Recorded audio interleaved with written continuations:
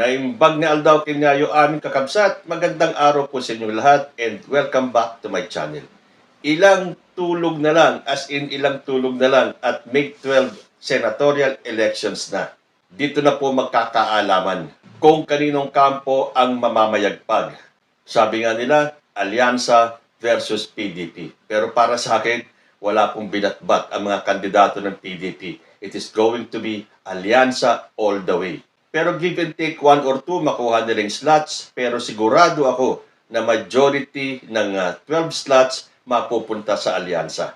At humahabol pa po ang ilang survey firms sa paglabas ng kanilang resulta ng senatorial survey preference nila.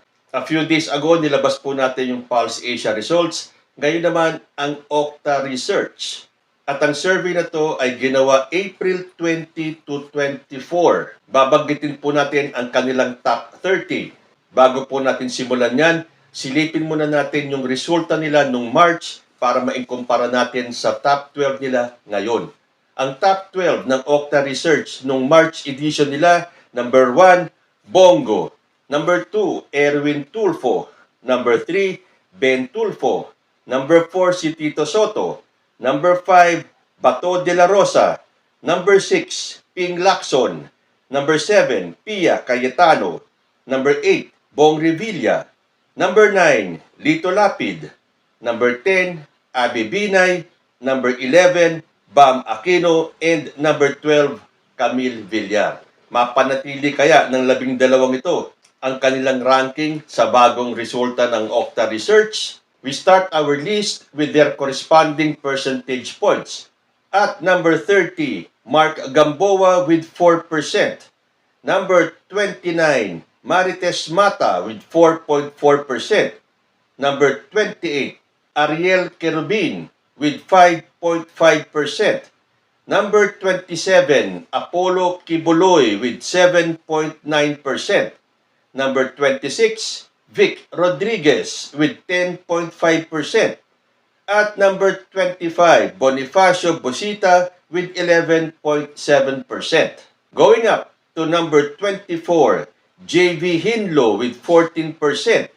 Number 23, Raul Lambino with 14.8%. And at number 22, Jimmy Bondo with 19.7%.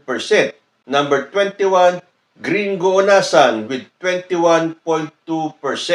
Akyat na po tayo sa number 20, Francis Tolentino with 25.2%. At number 19, Philip Salvador with 25.3%. At number 18, Kiko Pangilinan with 26.3%. Number 17, Rodante Marcoleta with 27.8%. Number 16, si Benhur Abalos with 28.5%. Number 15, Amy Marcos with 28.9%. Number 14, Manny Pacquiao with 29.1%. And at number 13, Willie Revillame with 30.4%. Dito sa top 30 ng Okta Research for April, meron po akong nabasang isang bagong pangalan na pumasok sa listahan na ito. Siya po si Mark Gamboa at number 30. Okay, so top 12 na po tayo. Magic 12 ng Okta Research. Babanggitin na rin po natin kung ano ang kanilang standing nung March edition ng Okta Research. Okay, at number 1, we have Bongo with 56.8%. Napanatili po ni Bongo ang kanyang slot dahil nung March survey, siya ay nasa number 1, siya pa rin ang nasa number 1. At number 2, we have Erwin Tulfo with 52.7%. Rank number 2 pa rin po si Erwin nung March, ganun pa rin po ngayong April. At number 3, we have Tito Soto with 42.3%. Siya po ay nasa number 4 nung nakaraang survey ng Okta, ngayon siya ay tumaas sa number 3. At number 4, Bato de la Rosa with 40.8%.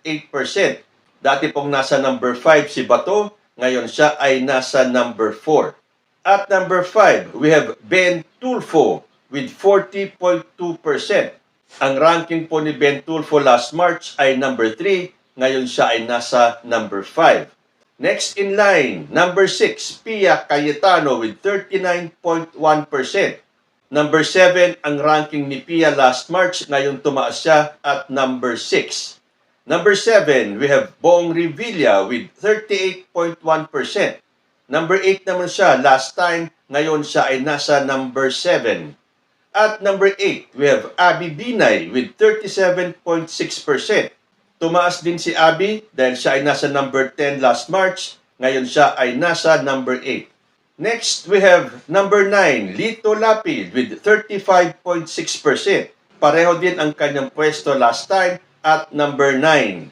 Number 10, we have Ping Lacson with 34.3%. Ito, bumaba si Ping Lacson dahil dati siya ay nasa number 6, siya ngayon ay nasa number 10.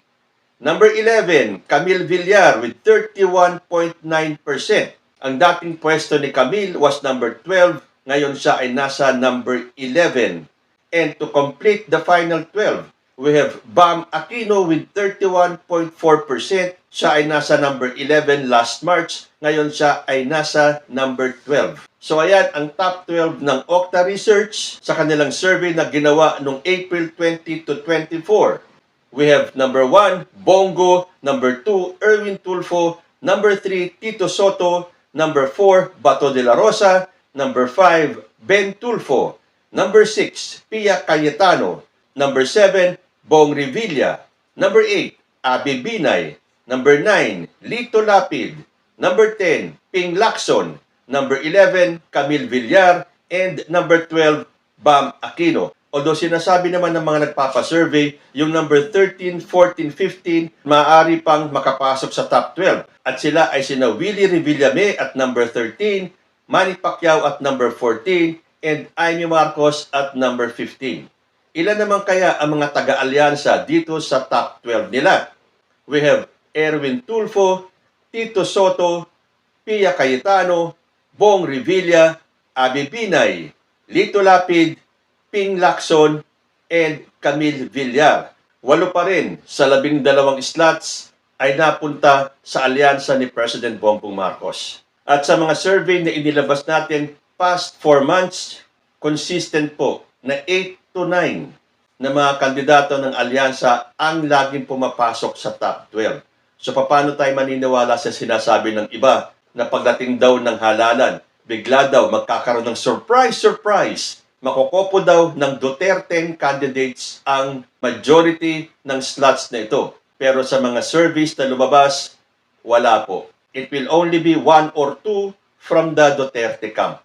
At asahan na po natin, may sisigaw dyan na dinaya ang kanilang mga kandidato. At alam na po natin kung sino ang unang-unang pipiyok na dinaya ang kanilang mga kandidato. Okay, ilan naman ang pumasok sa PDP? We have Bongo and Bato de la Rosa. Independent, si Ben Tulfo at Dilawan, si Bam Aquino. So yan po ang top 12 ayon sa survey ng Okta Research. Ilang araw na lang po at magkakaalaman na tayo kung consistent ba itong mga survey firms sa paglabas ng kanilang survey. Dahil may naniniwala po sa mga survey, meron namang hindi, at meron namang walang pakialam sa survey. So, ingatan po natin ang ating boto. Vote wisely. Ang iboto po natin ay yung mga taong alam natin na makakatulong sa ating gobyerno. At maisingit ko rin lang, ipasok po natin si Benhur Abalos. Kesa naman po iboto natin yung mga pro-China candidates at yung mga kandidato na ang tanging hangarin kaya gusto nilang tumakbo at manalo ay para pagsilbihan ang isang pamilya lang. Kayo po, sino ang mga kandidato ninyo? Comment lang po down below